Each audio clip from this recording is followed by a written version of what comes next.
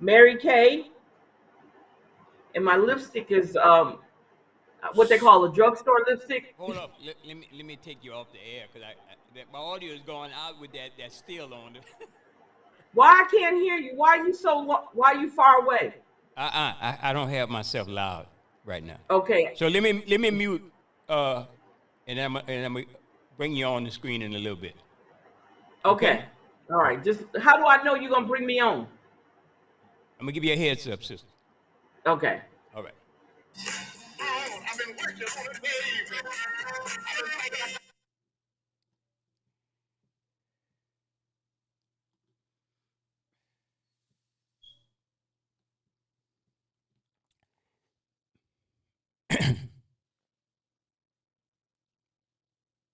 2 minutes, 2 minutes to on air.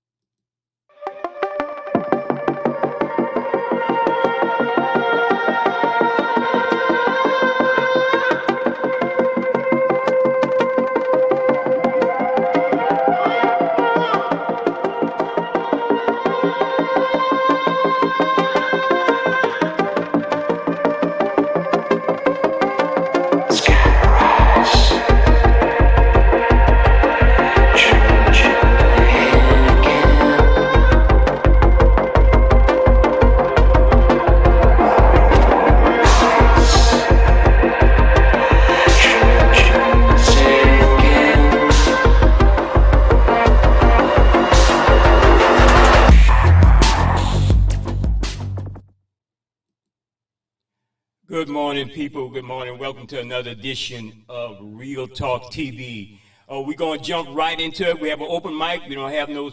We have a special guest. It would be very bad for me to say we don't have a special guest today, but we do have a special guest from our own home state of Louisiana and points in between. We have Sister Salita McCall from the undisclosed location talking about general things that's going on in the news today. So we want to get right into it because, you know, an hour passed so fast when we start doing the show. And we will get her on, if we could get her off the phone.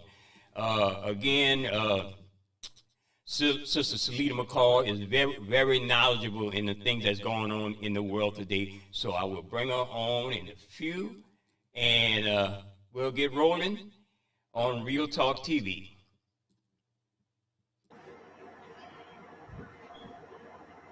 Good morning, Sister Salita. Good morning. Hi. How are you? We somewhat always experimenting and you know, and I getting real nervous, you know, when I'm doing something new. Uh, how's the audio sound since we don't have a remote audio man? It sounds great. I hear you great. Hmm. How do you hear me? I'm hearing you excellent, my sister. Okay. Uh, we talked about some things going on in Louisiana, and we're gonna get right to it. First, give the audience a little introduction, which I know you don't need any introduction. You well known in these parts in the Lafayette and the Five Parish area of South Louisiana. Okay. For those who don't know me, my name is Selita McCall. I am in the Pineville, Alexandria area. I am a very vocal activist in this area. Um, I I discuss a lot of the injustices that go on as far as the the political realm. I'm also a coach, which I have a show. I'm just going to plug my show Hmm. called Empower Her Yes, here on excellent AOC. show. Comes on every Thursday at 7 p.m. Um, and we talk about mostly coaching type things like motivation. Our last show was about menopause. So if you get a chance, go back and watch that. So I talk about a lot of different things on my show. But what I'm here today with Brother Jay, me and Brother Jay have a long history. We've been doing this type of business for a long time. We've been doing this type of work. It's not a business, it's actually work. Um, and we put a lot into it as an activist, as a motivator, as a person who likes to keep the people informed. We have a show we do here called Can We Be Frank Show. And it has been very popular at home. And we're on Facebook, so you can catch us on Facebook. And we talk about a lot of things. And a lot of things that we basically talk about is what's going on in our local government. Because we have to understand our local government is almost more important as our national government. Because what happens in our hometown affects what happens up in Baton Rouge. I mean, down in Baton Rouge, sorry. So it's very important that we definitely keep up with all of that. Yeah, Okay. yeah. Um, but go ahead. I'm sorry. Well, That's all you know. yeah, and I guess. the thing is, we talked about some things locally that affect us, and uh, we're very passionate about some of these things. And Yes. one of them is I was reading an article, and the news media has a way of not telling us the whole truth. The mainstream media. That's why it's very important to Yeah. support independent media, black independent media. You know that acronym BIM, That's right. black Yeah. independent media. And That's right. even when you have people who say discount you as a blogger, a social media pundit, critic, somebody who just posts, but if you're doing the research over years, so experience adds up. And when you see stories that are glossed over, for instance, the story of CLECO, Central Louisiana Electric Company, a big old conglomerate that's serving most of Louisiana, if not the South Louisiana area. And where we saw an article where they talked about a rate hike.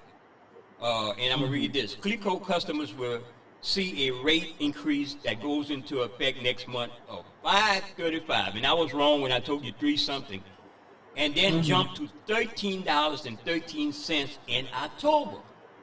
And Hmm. who does that to the people? So you had Yeah. Commissioner Mike Francis from our area, who serves our area. He said, well, he got on television and said, basically, you don't want to see CLECO go bankrupt. You don't want to see a good company that CLECO has been giving you fine service have some issues. The problem is this: the average person in the state of Louisiana, a state that suffered tremendously in economic situation as having access to funds and money to pay their bill, you're going to raise that rate. But here's the kicker.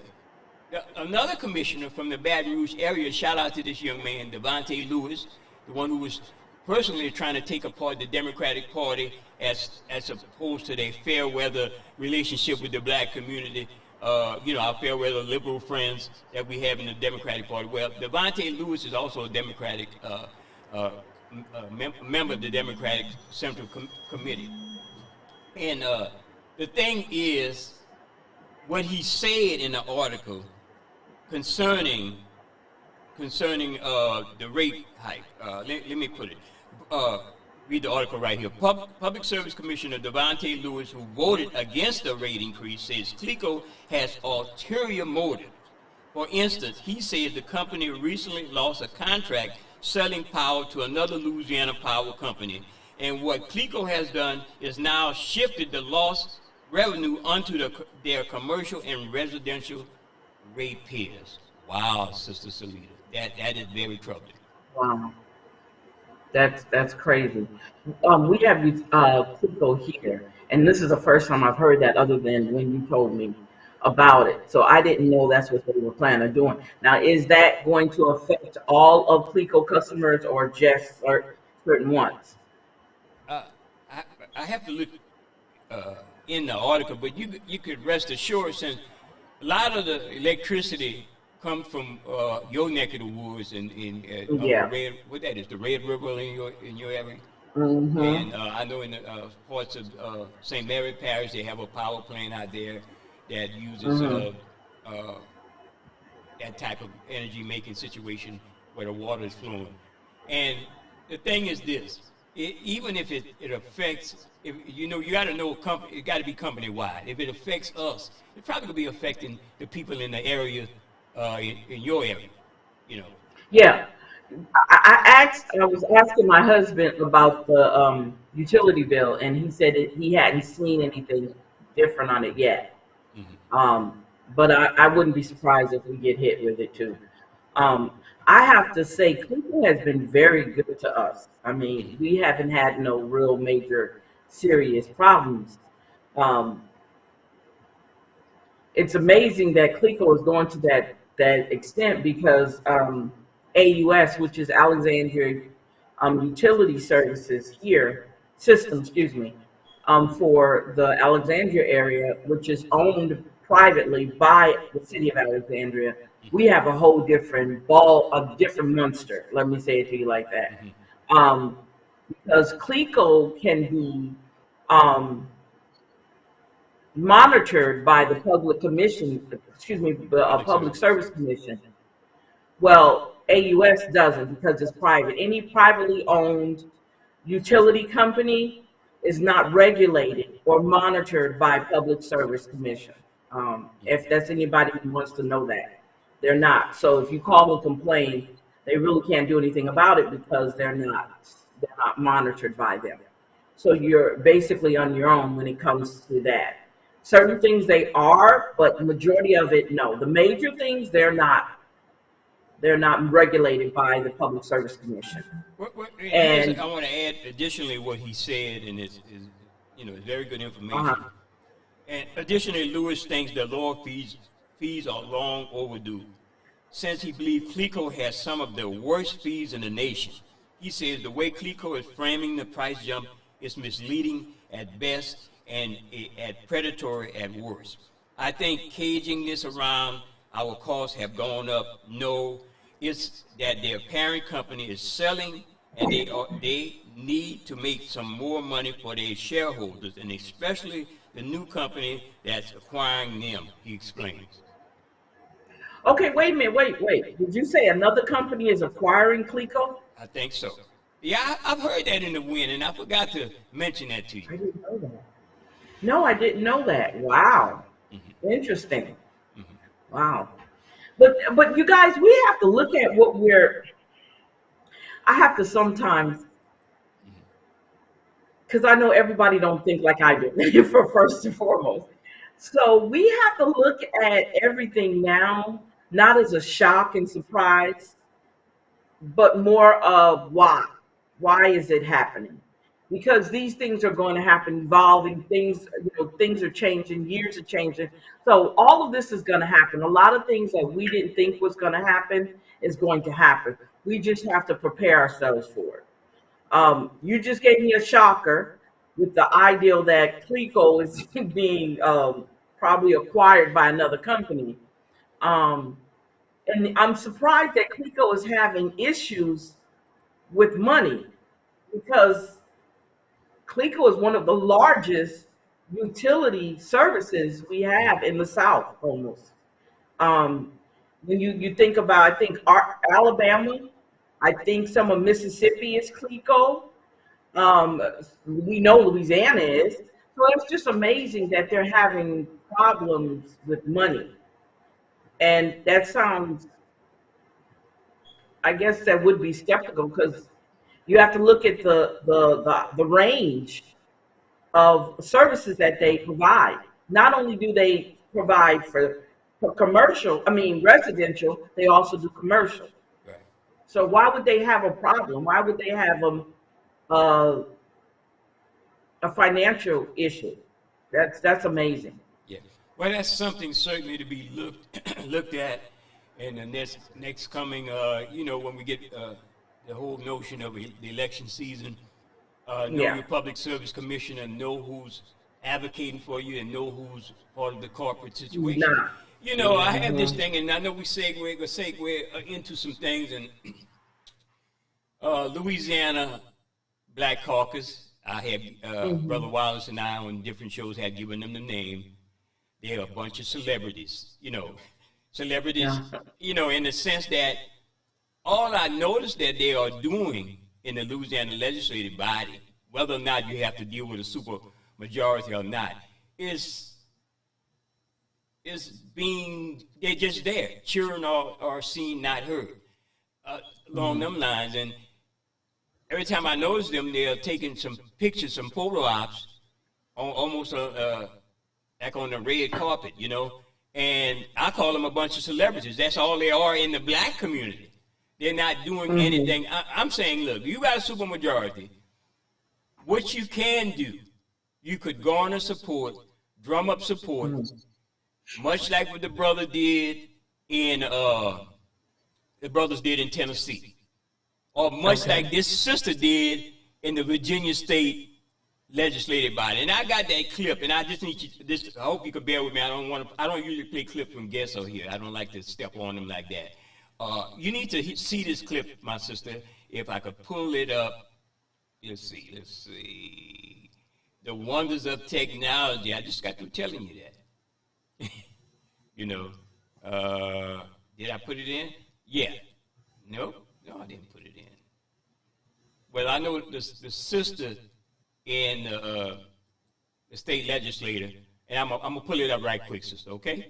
Okay. I Okay. dare say one of the most gangster politicians in America is Virginia State Senator Louise Lucas. Now, y'all, she gave Governor Glenn Youngkin, that Republican, fits in the last session and blocked his plans to bring the Washington Wizards and the Capitals and the Mystics to Virginia in a sweetheart deal. Well, yesterday, in Virginia, there was a rally marking the second anniversary of the Supreme Court's Dobbs decision, which overturned Roe v. Wade. She was one of the speakers there. And Lord, I saw this comment and I told my team, y'all pull this comment with the quickness because I gotta play this. Roll it. I know you're. Well, you all know why I'm walking with this cane. I had total knee surgery for keeping my foot up Glenn Youngkin's ass all Sunday.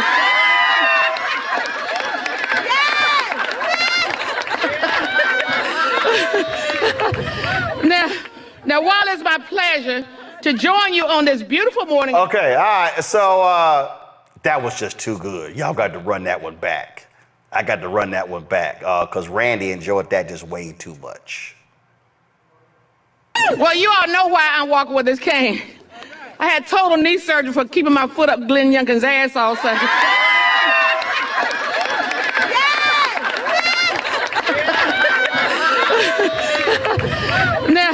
Now, while it's my pleasure to join you on this beautiful morning in the park. Randy, she is always locked and loaded to blast his ass. You gotta. Hmm.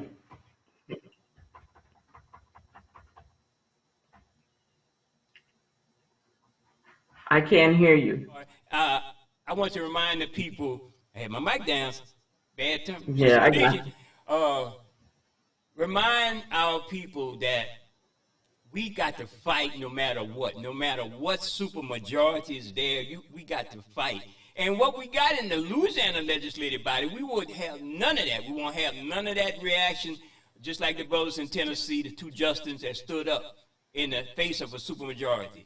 How you going to go and support? So I get these two. Well, Brother Jay, what you want us to do, we got to get something. You're not getting anything. Matter of fact, you're getting a more extremist situation in the Louisiana state legislative body.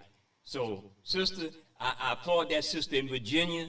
She's, I think she's head of that Senate, the Senate over there, and she blocked that Republican MAGA governor in Virginia from doing a $5 billion deal that would bring some sports team into the area, which would be put on the back of taxpayers. Now, when does somebody do that? But we know these Negroes out here, we could not have anything in our community in the state of Louisiana, last in the nation in our communities when it comes to a lot of economic indicators. But they'll go and get a sports team. They'll bring the Saints to Louisiana. They'll bring the Pelicans to Louisiana.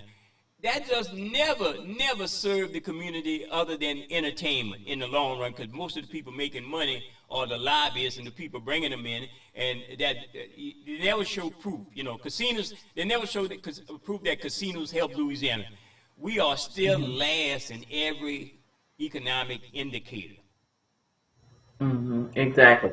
Well, when you look at the quality, what the definition of quality of life is, entertainment is part of quality of life. Louisiana is known for entertaining. Louisiana is known for tourism. As you know, New Orleans brings in what $1 billion a year in tourism alone. So, and who is being entertained? We're spending the money, and sometimes it's on our backs, taxpayers' backs, that entertainment is created. And tourism comes in when people from out of the state or all over the state come to certain areas and they spend money. And that money doesn't go trickle down into some of the communities. We know that from here, definitely from here. Um, Alexandria wants to be considered a tourism, and it doesn't have anything tourism at all. That's tourist, okay, friendly. We have a zoo here, and it's on the taxpayers' money because the zoo cannot even afford to pay for itself. We have to put in it. Taxpayers have to maintain it. Everything that they actually have here is actually almost funded strictly by the citizens when it comes to entertainment. So when you talk about the Saints, when you talk about all that for some people, but if it's not giving back and it's not putting back into the communities, then we have an issue there. Yes, Um, yes. Uh, and Go it ahead, looks like sister. my screen freezed up Yeah, but you're fine over just a here. little bit. Okay. You're fine over here. Sister, I want to ask you about this Okay. right here. Is it? Get on your black Mm-hmm. job. What is a black job? We got a lot of black jobs in Louisiana. Okay. Let me say something about that. And some people might not like what I say, but I made a post on Facebook and I said Dumb and Dumber is, I did not watch it. I didn't think it was interesting. I think it was a distraction.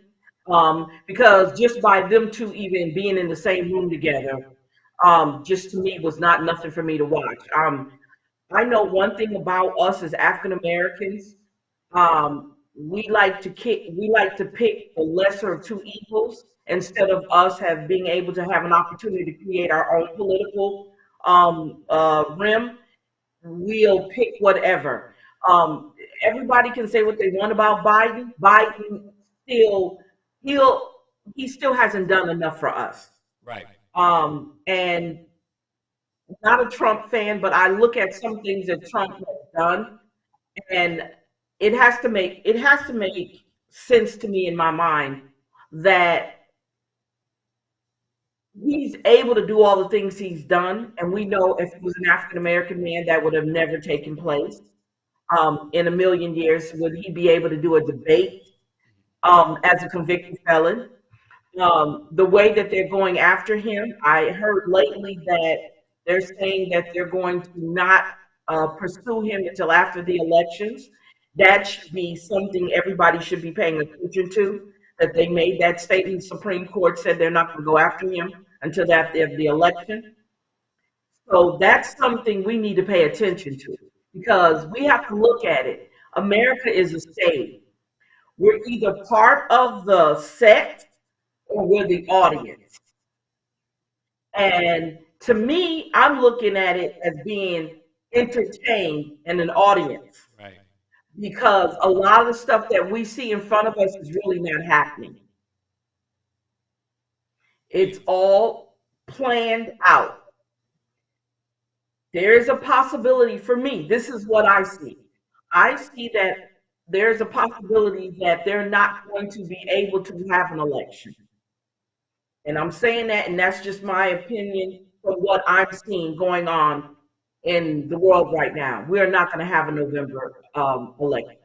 And I could be wrong. I come back and you come back and say, I could say, Brother Jay, I was wrong about that. We're going to have an election, but I don't see it happening. There's too much in the background that's happening. Um, the idea that we're being entertained by so much and really nothing is being done. You talked about the Black Caucus. It's sad in Black America that we don't have the people that have the power to change things for us in a position to do it. It's sad that we are under this big impression that we have to hold hands with the very people who oppress us to make things better. It's sad that we can't even look to them as leadership material because they're so busy trying to shake hands and sit at the table with the very people who are creating laws and policies to keep us where we're at. Remember what it says. When you don't change your history, you're doomed to what? Repeat it. I don't know how y'all feeling, but it looks like we're regressing instead of progressing with all the things that are happening and locally in Louisiana with this governor we have. It seems like we're going back to the 1950s. I'm gonna say 50s. The reason why I'm saying 50s because that's more what I'm familiar with. 50, 60, 70. It looks like we're going back to the 50s just by these different laws and policies that he's passing. And we might feel like we don't have the power. I'm not going to sit here and say pray everything away because I would be lying, because it takes action. It takes you believing in yourself, and it takes the power of you and others who are like you to change things. We can go to church every Sunday, and lots of times, a lot of these pastors are in the pockets of a lot of this stuff that's going on with us. We know that for sure because we have it going on right here. So you can't run to the church. You have to be able to stand on your own 2 feet. You have to be able to have like-minded people. You have to be able to recognize sellouts, and I'm gonna call them what they are: sellouts. Mm-hmm. Sellouts are dangerous to a movement, and I say it all the time. They're dangerous to a movement. So you have to know who is at your table, because everybody's got their own personal motive to do things. They have their own agenda. Well, you need to know what that agenda is if it's not involving correcting the wrongs in our Black community. And that's what we're not getting a lot of. And it seems like it's really decreasing with the people who are trying to fight. They're tired. A lot of people are tired because they seem like they're fighting for something they'll never get. Right. And sister, and as we look at the still, and sometimes I like to educate our people on some news things that are still about Louisiana being last in health outcomes also, and even though they got groups trying to change that, as we think about that, are we fighting a losing battle as far as thinking that our communities, even though we see some have made it, we have more HBCUs, colleges, we have more doctors, lawyers, nurses than ever, but still we don't, as if you add it all up, we don't move the needle up for us. And our culture also is being systematically dumbed down. You saw it, some of it, because I saw a lot of criticism with the BET Awards the other night, the celebration of what we call popular culture. And the bad part was that BET had this hashtag, the culture. You know, you have babies on stage singing, little babies, nice little song about being yourself and don't get in no trouble and stuff like that. Little babies singing, right? But at the same stage, you had Sexy Red, who's the symbolism of ratchetness, and then you had Ice Spice. So our culture, you feel like, as a black person here in America with 3 Ks, like I say, or Acadiana in my area with 3 Ks, you feel that we're not moving the needle. Even though some of our young people are graduating with a lot of degrees, but we see a lot of people showing off their homes and their degrees, but we don't have any movement. That's what I'm saying. We don't have no movement as a people. Well, because I didn't get my degree to help anybody. I got my degree for me. It was my achievement. I don't have to give back to nobody. Who Right. says that I'm obligated to give back to my community? Right. Who says that? Well, let's say this. I don't What have I'm trying to say, uh, what happens with some of us affects all of us. If we have young people have adopted the culture and ideology of being, for instance, I want to be like Master P. I want to put me some cereals in the store, right? No, I don't want. I won't go past that. I want to build rocket ships. I want to design AI controlled devices. I want to do something that's going to showcase our intellect, because you can't survive on this planet no more if you have. But who says that I'm not? Okay, but who says I'm not doing that already? Yeah. Again, No, I'm not saying it you. goes back to, no. I'm just using you. Yeah, I'm okay, just saying you. okay. You talked about the BET Awards. I desire not once. I did not waste none of my television time. I don't watch television that often, but I don't watch any of those award shows. I don't waste my time watching those are performances. That's what they are. I don't waste my time watching that stuff. When I find out about a lot of stuff that happened on it, you just told me something, and then the social media. I don't waste my brain cells watching that stuff. And I'm not trying to make like I'm better than anyone. I just think it's a waste of TV time. I'm sorry. It's not educational for me. Here's the problem that I see. know. The culture, we live that culture. Some of us live that culture. A lot of us, maybe you and I don't do it so much. Popular culture drives habits and movements. And you see it with Exactly. the drill music. You see it with the ratchetness of some of our sisters that are encouraged by some of our brothers. And they call it the culture. So when we speak Okay, against I have to hold up. Let me back up off of it, because you're talking about women. it, yeah, I A am. lot of those entertainers are paid by Jewish men Right, who right, push that. right. So it's not our men who's doing it, our men who might like it and encourage it, but they're not getting paid I know. by I know, us. and They're this getting this the paid by correlation I'm people trying to get at. When you see some of our young people with the ones who recently there was another rapper, well-known up-and-coming rapper for drill music in Jacksonville, Florida, who was killed. Uh, uh, Julio, whatever his name is, right? The name Yeah, says a okay. lot. The Okay. name says a lot.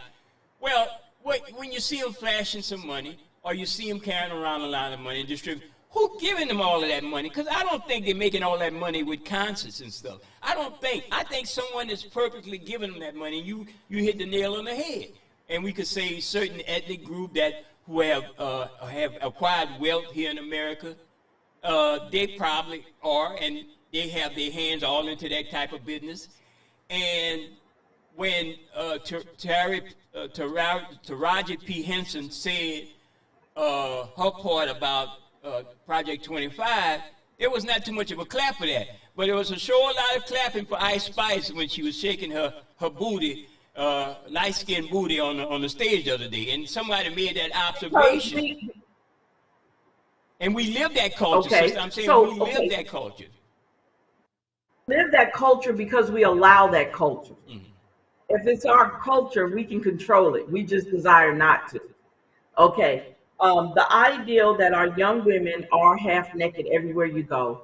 The ideal that BBLs is a fad. I mean, everybody wants to have a big butt. Okay. Um, it doesn't have to be the culture. That's the thing. We can direct and control that. But because we have what always fascinated me about the music industry is it was always white men behind the scenes. I think Barry Gordy is basically the only black um, producer or what do you want to call him? Record company owner that I know of. It might be more, but he was the only one who actually took a lot of black artists and created that world for them. But everybody else is white or Jewish Sister, or some type of other nationality. Why are sister, they so involved in our music? sister, I hate to. We got a caller, and I'm sorry. We could come back to that. A Okay. caller, welcome to Real Talk TV. Yes, good morning, Brother Jay, and good morning to your guests. She's Sister a Salita, can you very hear, brother? Good enlightened. morning. Okay. Yes. Yes. Brother Jay, you hear me? Yes, sir. Yes, sir. Yeah, she's a very enlightened young lady. She's basically on the same level that I'm in. You know, she said we're going back to the 50s. You sure right about that because it seems like the governor that we have is going to send us back in the 50s, especially us blacks. You know what I mean? Because we're trying to fight the chemical industry here, and he wants to bring the chemical industry here for the money that they're going to be producing, you know? So all these things that she's saying right now, she's exactly right. You know, we are doing things to set us back. You know, like you said,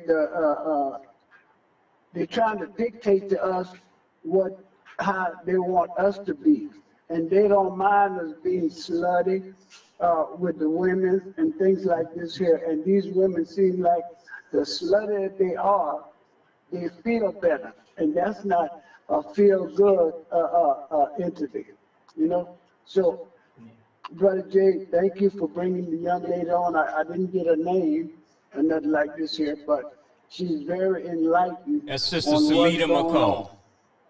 Sister Salita Sister McCall. Salita McCall, pleasure, pleased to meet you on air. You have a very interesting topic, you know, so if people is listening to you, they'll understand to you what you're really trying to get across to us, because that's what Brother Jay and I be doing all the time, trying to get across to the people what's really going on. So thank you, Brother Jay, and thank you, Sister Salita, for being an enlightened Welcome. person in our culture. Thank you, brother. Thank you. Yeah, you can You're catch Brother you're right. Wallace Senegal every Friday from 10 to 11 here on this same station. Shout out to AOC Community Media. And I would advise Sister Salita, go get your coffee, because look like you want to roll on me when I said something about women. What's going on, sister? I think we have a freeze. We have a freeze going on, but it's all good. Sister had frozen off the screen, but she'll be right back. Let's see. Let's get to this part right here. Yeah. Sorry about that. And you see on the screen where the state of Louisiana will give $185 million in industrial tax breaks approved under Landry's new rules. Wow, isn't that a crock right there? We're going to try to get Sister Salita back in a few.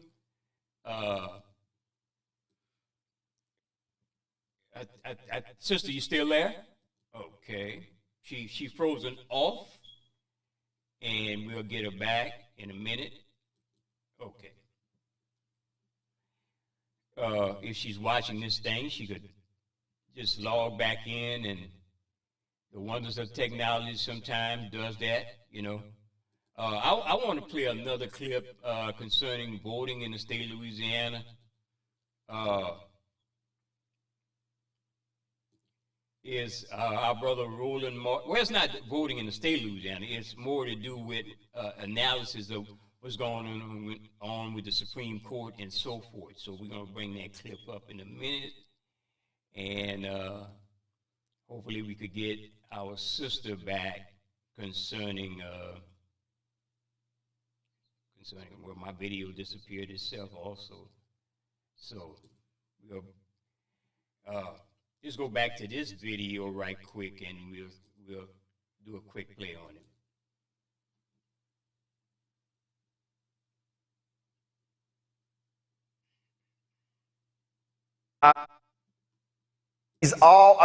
First of all, she's always jamming up Youngkin Mustafa, and again, he really thought that he was going to be able to run that. Matter of fact, this was a tweet that she posted. It's funny Glenn Youngkin attended the March for Life today because his bills to restrict abortion all marched right into my trash can bin.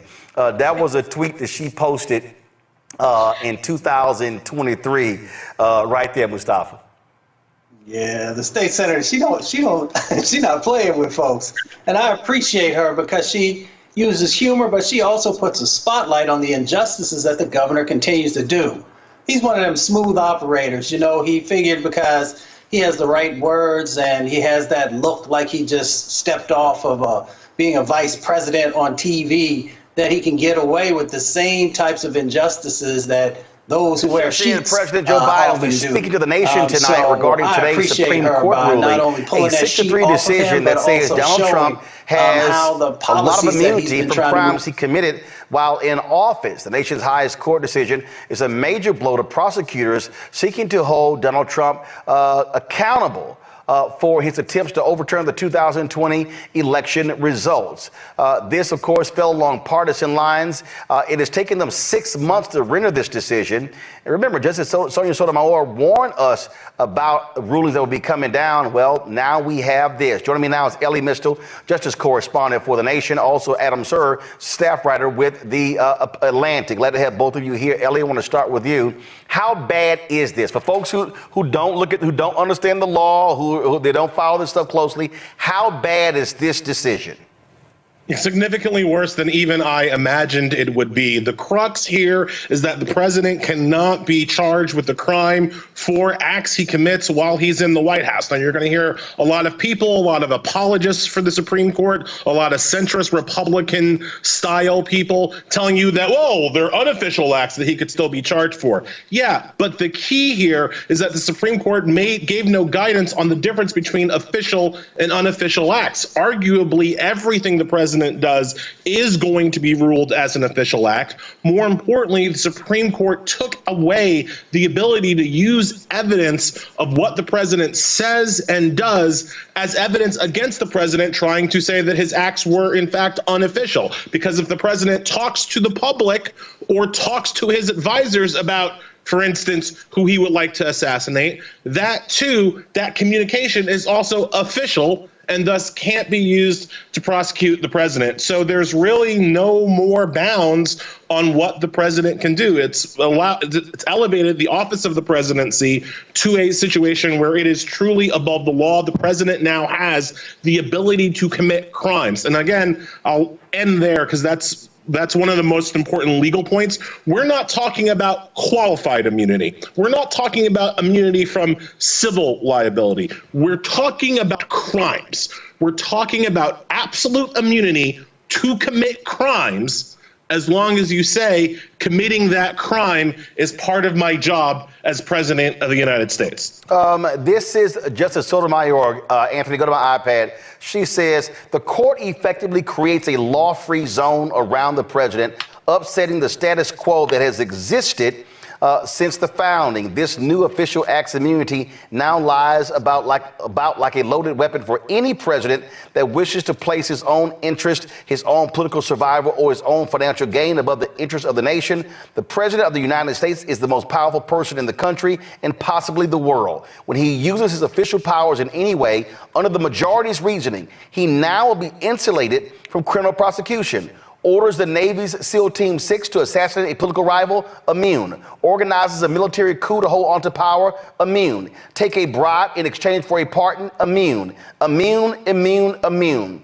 Let the president violate the law. Let him exploit the trappings of his office or personal gain. Let him use his official power for evil ends, because if he knew that he may one day face liability for breaking the law, he might not be as bold and fearless as we would like him to be. That is the majority's message today. That right there sums it all up. This is literally saying this is like if you have a criminal informant and the FBI says you can commit any crime you want to because you're our informant.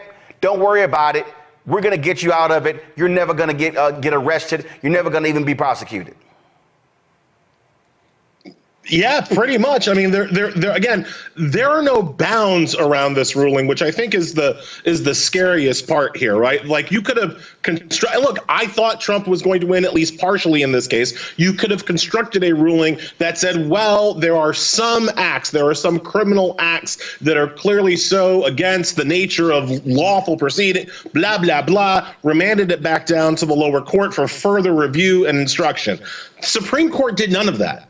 The Supreme Court, Roberts, writing for the majority in the Supreme Court, did none of that, and he simply said that anything that is within his obvious constitutional powers, he has absolute immunity for, and anything largely, that could be arguably said to be an official use of power, well, he has presumptive immunity for that. That is an immunity that no other official in this country has, not a cop, not a meter maid, not a congressperson. Only the president is allowed to commit crime and never, ever be prosecuted for it. He's the only person in the country that's now allowed to do that. So the notion of equal justice under law, that just goes out of the window. Well, I mean, if you look at the history of the United States, we could talk a lot about the history of the Constitution, the text of the Constitution, the framers' intent. But one thing we know that they deliberately were trying not to do was create a king. And here you have the Supreme Court's originalists, the people who supposedly care the most about the history of the Constitution and the framers' intent, saying, actually, if Donald Trump wants to be a king, he can be a king.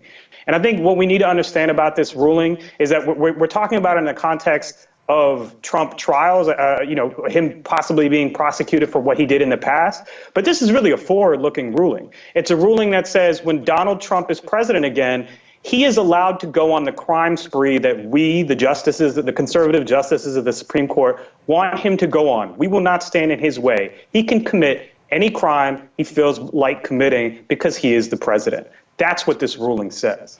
I guess all of these comments here during confirmation hearings don't mean anything. Go to my iPad. Watch this. I believe that no one is above the law under our system, and that includes the president. The president is fully bound by the law, the Constitution, and statutes. I believe that no one is above the law. That, of course, is John Roberts. Here's Samuel Alito. It's above the law. No person in this country, no matter how high or powerful, is above the law. It has been a particular honor for me to serve on the Court of Appeals for these past 15 years. Now, that's Sam Alito. Now, guess what? Here is Brett Kavanaugh.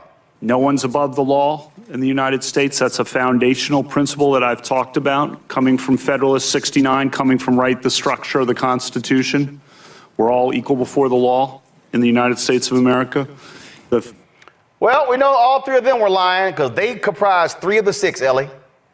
And can I say, let me wrap together this opinion and the other opinions that we saw last week. When you look at the court's calling onto itself the power to rule over executive agencies, when you look at the court's decision in the Chevron case, and you link it up with today's case, what you have is the Supreme Court grabbing final authoritarian power over the rest of government, over both the presidency and Congress, right? Because the whole point of the Supreme Court not telling us what official acts and unofficial acts are, not explaining that difference to us, it means that only the Supreme Court knows. Only the Supreme Court can tell us which acts the president can never be prosecuted for and which acts he can be prosecuted for. So I hear a lot of liberals, a lot of left-leaning people out there today saying, oh, well, Joe Biden can now use this immunity. No, he can't. No, he can't. Because if Joe Biden tried to do the criminal things that Donald Trump did, all of a sudden the Supreme Court would say, oh, no, those were unofficial acts that Joe Biden took, whereas Donald Trump took official acts. See the difference? Because the Supreme Court is making up its own rules as it goes along, the Supreme Court is the only institution with real power in this country. And that is the through line from throughout the Supreme Court term, and certainly from the last week and a half.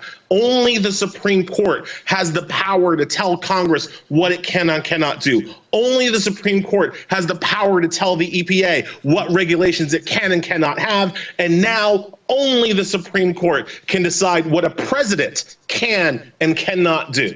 You know, Adam, Republicans love talking about progressive judges legislating from the bench. What we are seeing is, as Ellie said, an absolute power grab by these conservatives, and they are essentially they are doing the bidding of these moneyed interests, these rich interests. You talk about the Chevron case. You talk about now, even if a rule has been enacted, decades ago, they can go back and now sue. I mean, the chaos. Judge Ketanji Brown Jackson talked about that. The chaos that we are about to see unleashed on this country, especially if Donald Trump wins, is going to be nothing that we've ever seen before. I think we have to understand that this ruling and the level of power that the Supreme Court has asserted over the past few weeks, I think fundamentally changes the nature of our government.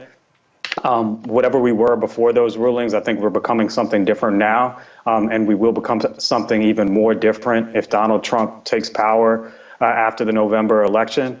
And I think fundamentally this is a 19th century worldview that the justices have, which is basically that elites really should not be held accountable for anything. There is a certain level of immunity that if you are a conservative elite, whether that's in business or in government, you simply are not bound by the law the way that other people are. And so I think it's important to go back to those statements that they said, well, nobody is above the law. They're actually creating classes of people who are above the law, and those people are all their political allies and friends. Ellie, what people have to understand, again, Sotomayor talked about, hopefully a president doesn't go there. Let's be real clear. Donald Trump has already went there. He knows no bottom. There's no such thing as guardrails. Justice John Roberts, in his opinion, literally said that because the president is pursuing his duties to uphold the law, he can inquire about investigations of the Department of Justice when we've operated as if there's sort of this wall between the executive branch and the DOJ so they can maintain their independence. Roberts has just said, the hell with that. The president can call the attorney general, give me an update on this case, involving him, involving a family member, involving an administration official. That's what John Roberts is saying. Yeah, he's obliterated the separation, the wall of separation that's supposed to exist between the president and the Justice Department. Democrats are well aware that Joe Biden does not call Merrick Garland up and tell Merrick Garland what to do. But that separation, that's out the window if Trump gets back in, as he was already doing with Bill Barr and Jeff Sessions and the toilet bowl salesman man, whoever he puts in as attorney general next, be it Stephen Miller or Mike Davis or some other kind of unreconstructed racist that Trump finds out of 1965 Alabama, it will be a situation where Trump can call that attorney general up every day and instruct him who to prosecute, who to let off. That's, again, the kind of massive power that the president has accrued to himself under this ruling. And to go back to Adam's point, when you talk about the class of elites that Adam is absolutely right that the Supreme Court is creating, let's also not forget the earlier decision last week where the Supreme Court made it okay for people to take bribes, as long as they're called gratuities or tips after the fact. It's completely legal now for public officials to take bribes so they can get paid for a decision that helps out their powerful friends, just like this one today. It's a all hands on deck reformation and reimagining of what America is supposed to be. And that reimagining is not one in line with democratic self-government principles. And of course, that has always been the point of the conservative takeover of government, and especially the courts. They don't want democratic self-government principles because they understand that they might lose in a democratic self-government, right? They might lose free and fair elections. They lose all the time. They don't have the kind of political and demographic advantage that allows them to forever keep whites' power in a democratic system. So now they've gone to the courts to impose that power as a form of minoritarian rule on the rest of us and make sure all of their friends are, again, above the law and unable to be held accountable by it. I want to add something to what Ellie just said. I mean, when you talk about when Roberts obliterated DOJ independence with that sentence saying the president is allowed to have conversations about investigation, that is the president. Donald Trump is right now saying he's going to pursue retribution against his political enemies. So with that, with Donald Trump going on the campaign trail saying, I'm your revenge, I'm your retribution, all that stuff, John Roberts, having seen that, decided to write into this decision, oh, and by the way, when Donald Trump becomes president again, he can prosecute whoever he wants, and he can decide that other people, his friends and cronies who commit crimes, those people will not be prosecuted. He can decide that those people will not be prosecuted. So it's really sort of a frightening window into what the Supreme Court thinks about both itself and about Donald Trump, which is that they want their guy to be president, and when he is president, to be unbound by the law or the Constitution in any sense, except to the extent that they decide they don't like something he's doing, which is to say that they're in charge now. And Ellie, let's be clear. This decision today, this was not specific to the case that came up. They decided, and we saw this in their questions, they basically pushed aside the actual case that was in front of them, and they decided to create a standard for the future that had nothing to do with the case that was presented to them. Right, people, you just heard it from Brother Roland Martin. Stay tuned for much more here. Check us out on the Open Line Radio Show on tomorrow, and we'll see you later. Keep on watching the show. Thank you so much.